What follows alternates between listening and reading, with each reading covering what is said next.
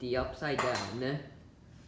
It was a pretty normal day in the island of Sodar, but it's a code red right before a fireworks show due to the fact that the boulder is right about to fall. The boulder is shaking rapidly, but it hasn't fallen yet due to the fact that the plane has crashed, causing it to unhook itself. Everybody is in code red because the last time the boulder was free, it did a lot of damage. The boulder is a very dangerous thing. Harvey was on the track, but he can't reach it. The airplane is still crashed and stuck very hard. Harvey is supposed to be working on that, but Harvey's too scared of the boulder. After all, the face creeps everyone out. Thomas doesn't know what to do. He knows most of the trails are backed up due to the fact that all the engines are trying to head back, but they can't make it. They seem to not be able to make it back to the sheds due to the fact that everything's blocked off. As all the engines come over, it just gets more and more blocked. All the engines are very confused. It's causing a lot of confusion and delay. Thomas knows that he's going to have to worry about the fireworks later. Hey, move out of the way! We gotta go to the sheds! As Thomas was holding very dangerous fireworks, he can't turn around now. He had to go forward. Whoa, keep that stuff away from me, said Percy. He was also stuck. Thomas slowed down. Toby wasn't slow though and rammed into the back of Thomas, ramming into Percy, causing him to unhook, slamming into Emily, causing Harvey to slam into the tunnel, causing the boulder to rapidly shake. The boulder was almost free. The boulder almost spoke.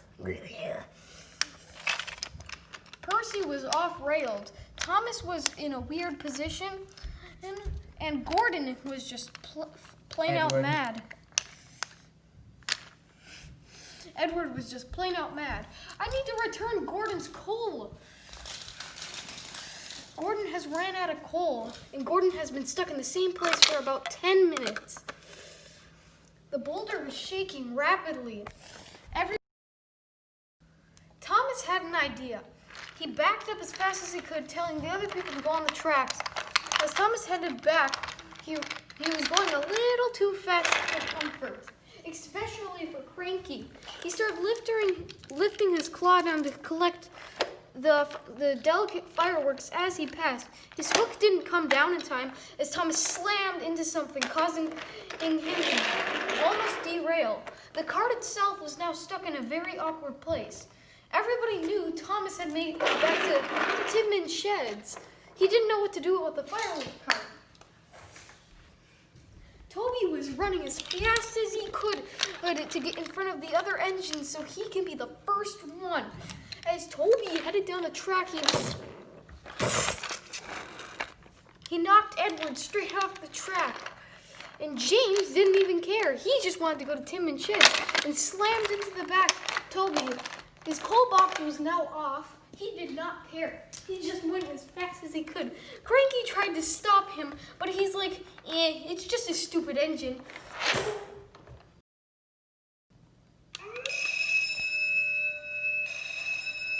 Once all the fire trucks arrived, everybody knew what to do. Thomas was very frustrated that he didn't save everybody from the accident. He hid inside of his shed. All the fire trucks were dealing with the giant accident, making sure that anything didn't get set on fire. Henry was across the track. This is the first time I get to look at a fire truck. As he entered, there was no fire trucks there. They were all busy putting out the fire. Aww. Henry turned back around and chugged away.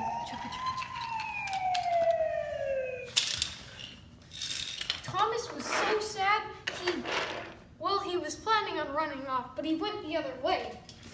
He ran as fast as he could. He pushed Gordon off the track and and slammed straight into the boulder. The boulder was crumbling down.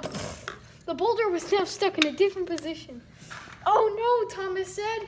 He was trapped between two lines, and the boulder was almost free. The boulder was shaking rapidly.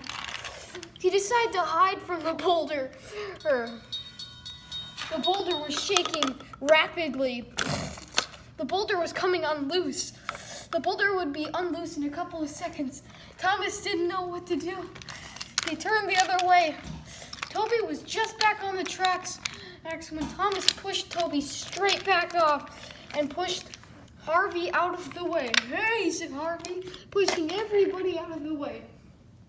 Thomas quickly went down some random track that he didn't even recognize. He stopped right before he hit the water tracks.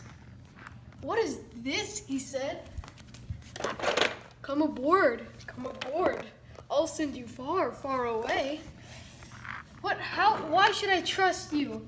You should trust me. Trust me now. Get on my boat." Thomas slowly skid on.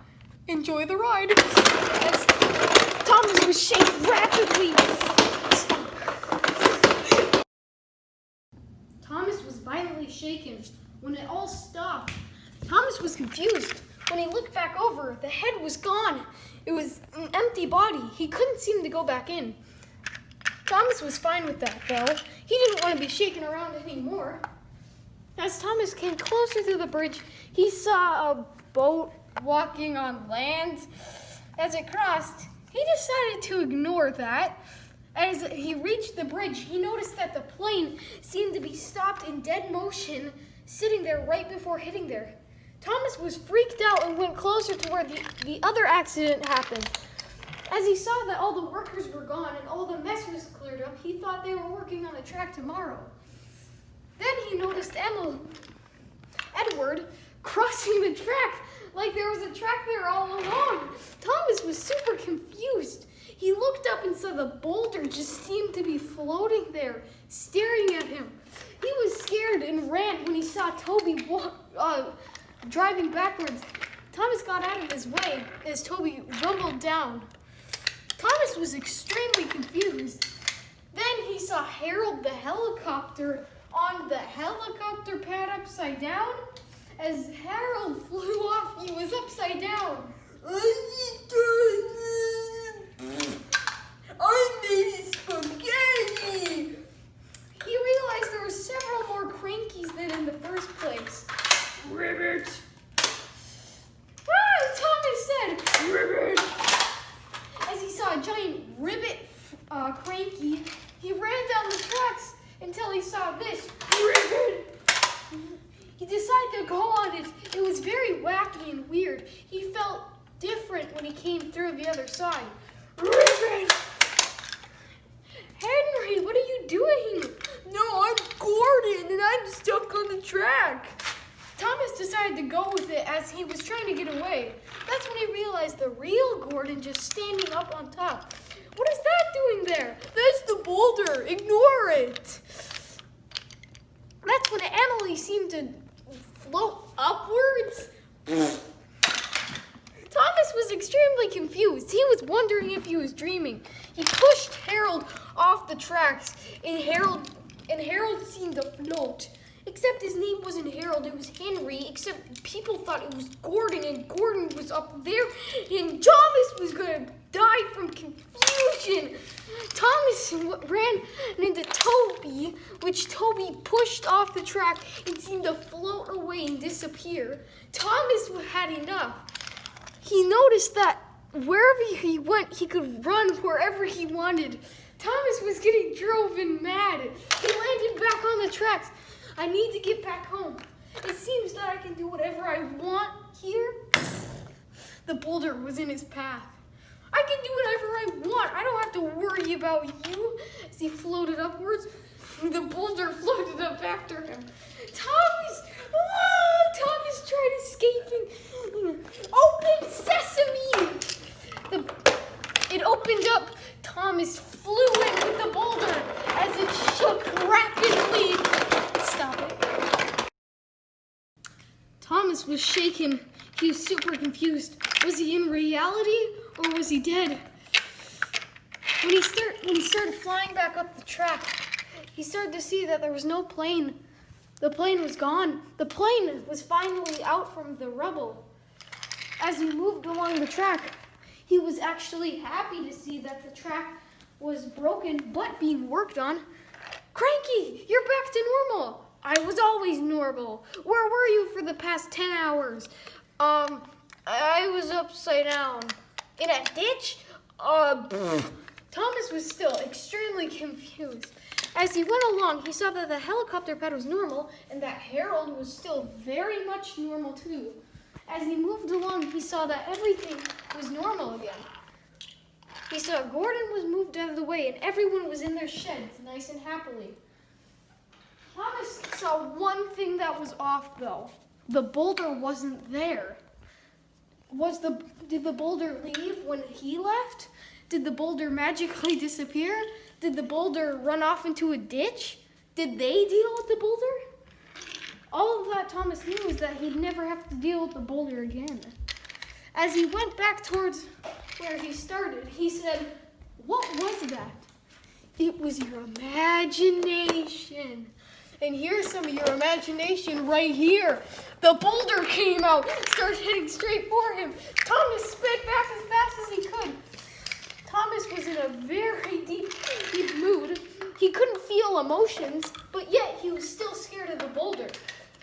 He was trying to race back to the tracks as fast as he could, but before the boulder could hurt him, as he flew straight onto the tracks and into his place, the boulder flew and slammed, breaking.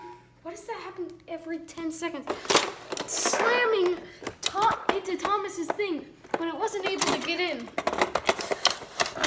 The track was now stalled. Everyone was stuck. But that's a story for another day. Everyone was at least safe and happy, and the boulder was stuck in place. Even though the track wouldn't work properly, everybody was happy.